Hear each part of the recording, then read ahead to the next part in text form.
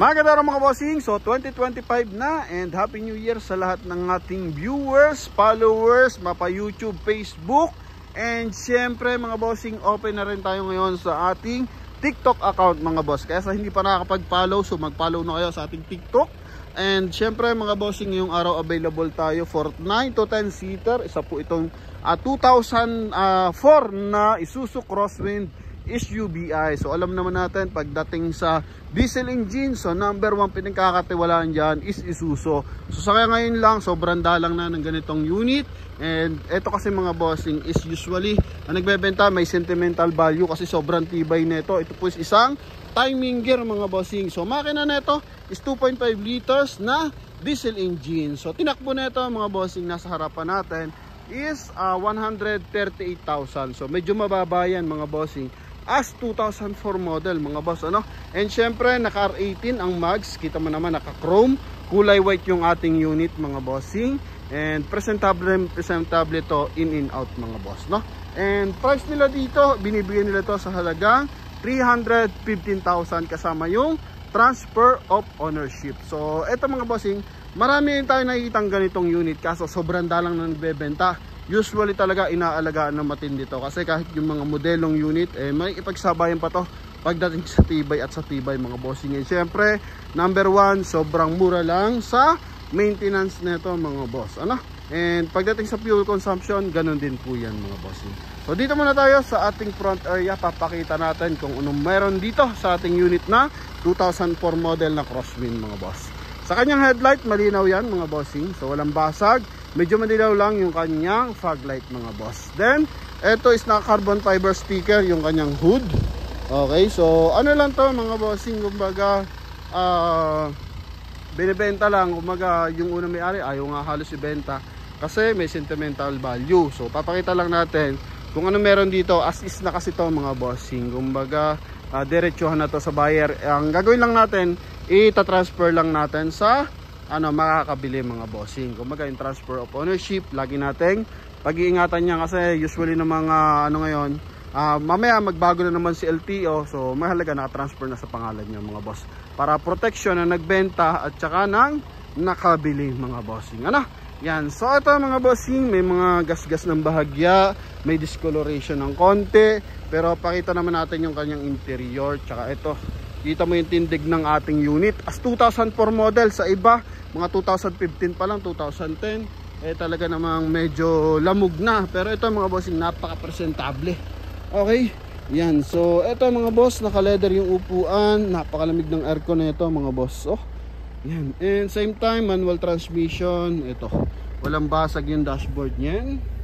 Okay, naka 1D na audio system. Yan, same time nagana pa yung kanya mga power adjust side mirror.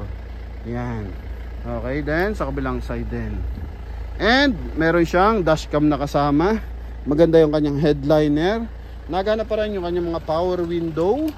Yan, okay, harap likod yan. Ito lang, so dahil naman to sa katandaan na mga boss, no, kaya medyo may dilaw-dilaw na. Kung gagamitin mo itong panegosyo, pang probinsya, hindi ka mga problema pagdating sa pyesa mga bossing. Lalo na kung dito magagamitin sa Metro Manila, talaga man sobrang daming pyesa nito. And same time, ito yung kanyang headrest. So dati naka-monitor, so tinanggal na yan. So wala na siyang monitor ngayon mga bossing. Pero sa aircon, ang lamig ng aircon nito. Basically, kung gagamitin pang pamilya, napakaganda nito mga bossing. Sa kanyang door panel, kita mo naman, as 2004 model, dapat basag-basag na yan kung ano talaga yung gumagamit dito. Okay, kung hindi maingat. Pero tingnan mo kung gaano kakinis mga bossing. Yan, so may mga konting dent, may mga konting discoloration. Syempre ano na yan white yan, tapos siguro nababayaan sa ulanan mga boss. Yan, then eto yung likuran. Yan, medyo madilaw-dilaw. Etong kalawang na to, ibabaw lang to mga boss. Hindi siya yung talaga nabubulok sa kalawang mga bossing. Then upholstery, maayos ang upholstery natin. Yan, then may bull bar sa likuran. Okay, door panel, maayos naman mga boss. Yan, and same time, eto, may mga tama-tama ng bahagya. Gas-gas na. Okay, then may top load. Yan. Then ito yung kanyang kabilang side mga boss. Then dito, may tama ng bahagya. Okay, R18 na naka 6 stud yan mga boss. Makapalang gulong, 80% tread life pa yan mga boss sa gulong niya. Then syempre papakita natin yung kanyang engine bay. Yan, dashboard niya ito. Wala ka basag-basag yan, ha? Yan. So ayos to mga boss. Kung talagang panggamit at panggamit lang, gusto nyo magtatagal, matibay, ito na yon mga boss. Okay, Isuzu Crosswind yan. Oh, ha? 10-seater, panegosyo, pampamilya, maayos na maayos to mga boss. Ito talaga kasi ang legendary pagdating sa mga matitibay na unit. Isuzu, timing gear pa to mga boss. Okay. Ito yung kanyang engine bay. Hood niya, walang tama ng bangga, yung kanyang hood. Walang retouch. Ito yung kanyang engine bay. Nagtutumig mga boss. It means malamig yung aircon yan mga boss. Okay, so papadagdagan ko lang ng mga fluid sa mga mga boss niya. Yung mga lagay ng fluid, so medyo buhaba na. Papadagdagan na lang natin. Okay, as in kararating lang kasi nito mga boss, pero nabili na rin to. And pinapass brake na lang din to mga boss. Ha? Ito mga boss, so walang kausok-usok na. Ito yung pinaka-importante sa makina. Walang usok ang dipstick. Ibig sabihin, wala pang singaw mga boss. Ano po? Yan. Okay, so ito. Huling sulya para sa ating Isuzu Crosswind na SUVi. And yun nga, 315 kasama yung transfer of ownership. Kung interesado kayo dito, gagamitin nyo sa probinsya, ito, maayos na maayos to mga boss. Yan. Pwede yung tawaran mga bossing. Then, pwede nyo puntahan mga boss. Yan. So, ito, paikot.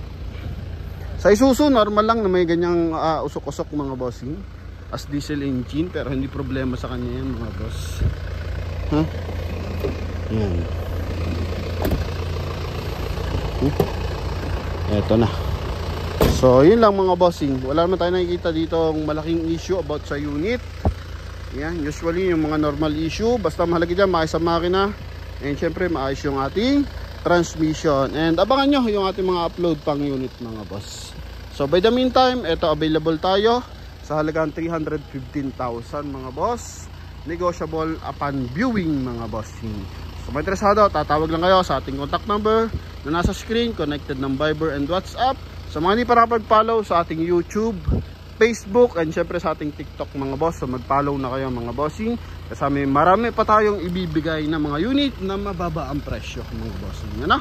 Yan. So abangan nyo lang mga bossing. And sa mga nagpapahanap ng unit, so marami nagpapahanap kasi ng unit. So ito, hinahanapan na natin and chinecheck muna natin ang unit bago natin i-present sa inyo mga boss. Ano po? So ilan mga bossing. Thank you very much. God bless. Bye bye.